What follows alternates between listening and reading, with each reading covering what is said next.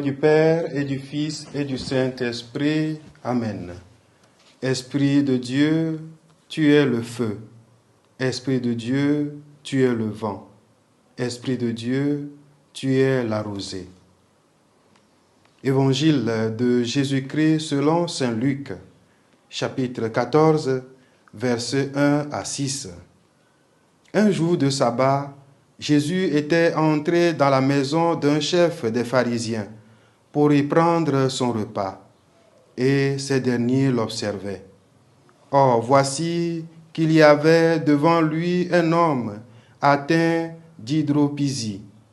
Prenant la parole, Jésus s'adressa aux docteurs de la loi et aux pharisiens pour leur demander: est-il permis, oui ou non, de faire une guérison le jour du sabbat? Ils gardèrent le silence. Tenant alors le malade, Jésus le guérit et le laissa aller. Puis il leur dit: si l'un de vous a un fils ou un bœuf qui tombe dans un puits, ne va-t-il pas aussitôt l'en retirer, même le jour du sabbat? Et ils furent incapables de trouver une réponse. Acclamons la parole de Dieu. Frères et sœurs bien-aimés du Seigneur, aujourd'hui, vendredi 3 novembre 2023, vendredi de la 30e semaine du temps ordinaire, année A. Dans l'Évangile, nous voyons Jésus qui guérit un homme atteint d'hydropysie un jour du sabbat. Dans l'Évangile, l'homme n'a pas demandé à Jésus de le guérir. Jésus gratuitement va lui faire miséricorde.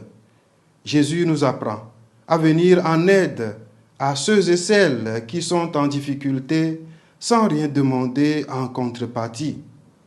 Mais avant d'opérer la guérison, Jésus pose la question aux docteurs de la loi et aux pharisiens pour les amener à découvrir par eux-mêmes que la charité doit être au-dessus des observances. À la question de savoir, est-il permis, oui ou non, de faire une guérison le jour du sabbat? Jésus oppose le bon sens au formalisme. Le Christ n'a pas de repos tant que souffre un membre de son corps. Sommes-nous tranquilles quand nos frères et sœurs pâtissent à côté de nous?